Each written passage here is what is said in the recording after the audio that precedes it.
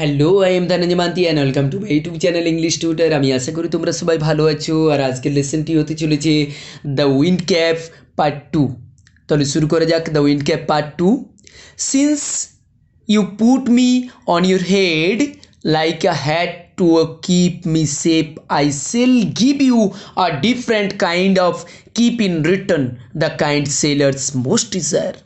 Since you put me on your head like on your head like a hat to keep me safe, আর তুমি যেহেতু আমাকে রক্ষা করতে টুপির মতো আমাকে তোমার মাথার উপর রেখেছিলে, যেহেতু তুমি আমাকে রক্ষা করতে টুপির মতো তোমার মাথার উপর আমাকে রেখেছিলে, তার প্রতিদান হিসেবে কিপ মি সেফ অর্থাৎ নিরাপদ জায়গাতে রেখেছিলে, আই সেল গিভ ইউ আমি তোমাকে দেব, I shall give you a different kind আমি তোমাকে দেব ভিন্ন ধরনের, ডিফারেন্ট কাইন্ড ভিন্ন ধরনের of cap in return, the kind sellers most desire, একটা ভিন্ন ধরনের টুপি। যেহেতু তুমি সেই পরিমাণুষটি বলল যে যেহেতু তুমি আমাকে সব থেকে নিরাপদ জায়গাতে তোমার মাথার উপরে আমাকে টুপির মতো করে রেখেছিলে, সেহেতু আমি তোমাকে একটি ভিন্ন ধরনের টুপি উপহার দেব, গিফট দেব, you a different kind of cap in return, the kind sellers most desire,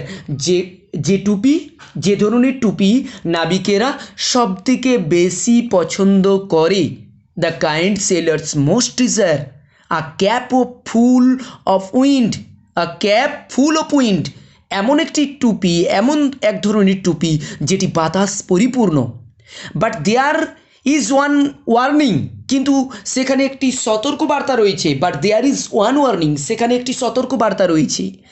no human hand will ever be able to take it off, আর কোনো, সেই সতর্কবার্তাটি কি না, সেই সতর্কবার্তাটি হলো কিন্তু কোনো মানুষের হাত কখনো এ টুপি খুলতে পারবে না।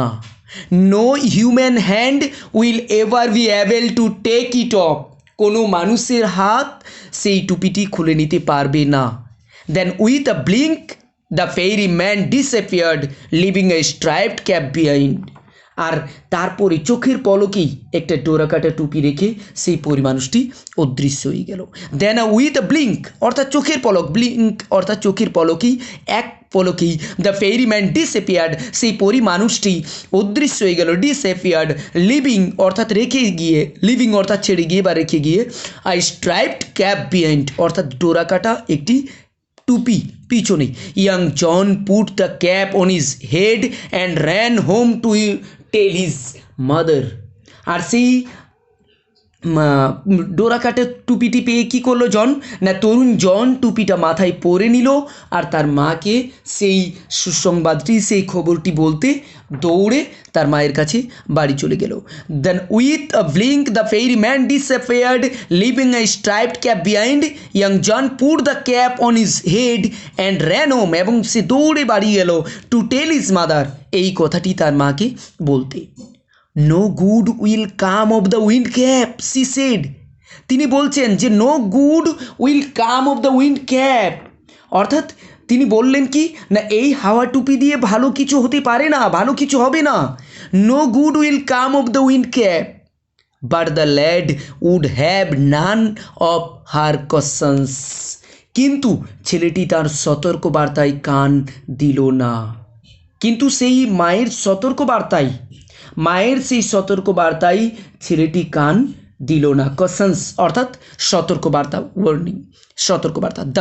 দি ভেরি নেক্সট ডে, সেই পরের দিন, দি ভেরি নেক্সট ডে পরের দিন, putting on the sailor's cap, সেই নাবিক টুপিটি পরিহিত অবস্থাতে, putting on the sailor's cap নাবিক টুপিটি পরে, he ran off to the sea, সে সেই সমুদ্রের দিকে দৌড়ে গেল।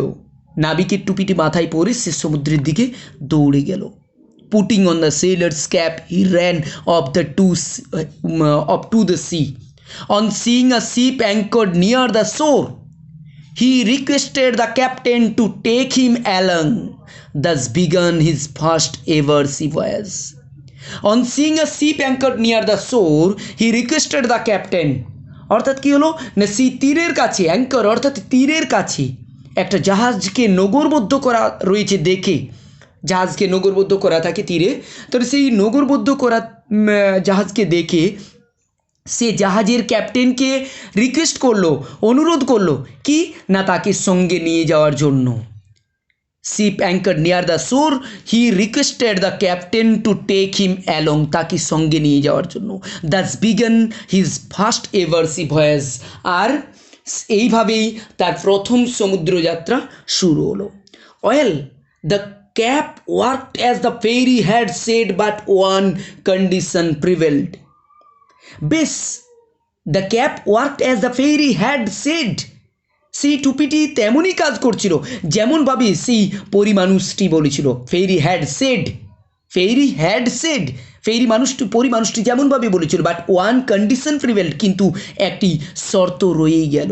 But one condition prevailed, it was bad John could, it was bad John could neither take his cap off before his captain nor at bed time.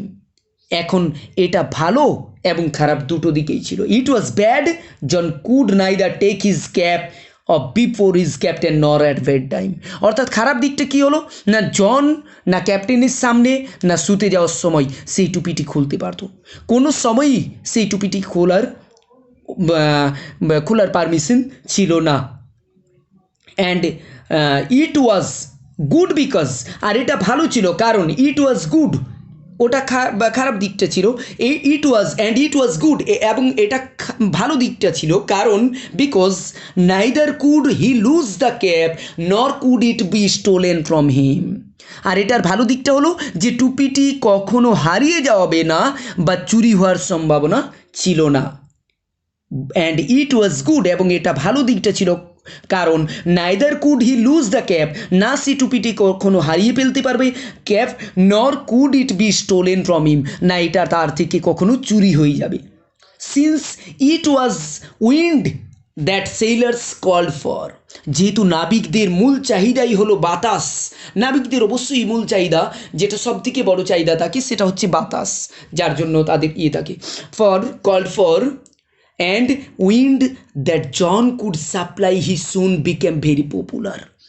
আর যেটা কি করতে পারতো জন, যেহেতু সেটার যোগান দিতে পারতো, যেহেতু তার কাছে সেই উইন্ড ক্যাপটি ছিল, আর জন যেহেতু সেটার যোগান দিতে পারতো, শিগগির জন কিন্তু খুব পপুলার অর্থাৎ জনপ্রিয় হয়ে উঠলো।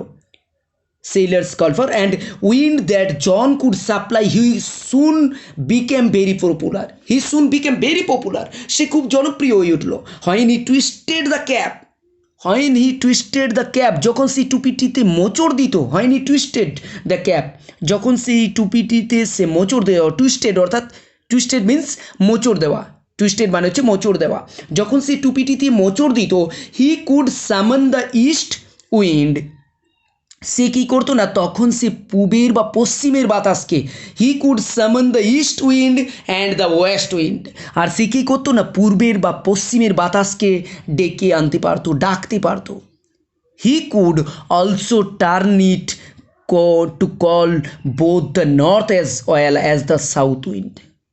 আর কি হতো না টুপিটি ঘুরিয়ে সে উত্তরের তথা দক্ষিণের বাতাসকেও আহ্বান করতে পারতো, ডাকতে পারতো। He could also turn it, সে এটাকে মোচড় দিয়েই কল বোথ দ্য নর্থ অর্থাৎ উভয় দিকের বাতাসকেই, both the north as well as the south wind, আর সে কী করতে পারতো না সে উত্তরের তথা দক্ষিণের বাতাসকেও আহ্বান করতে পারতো।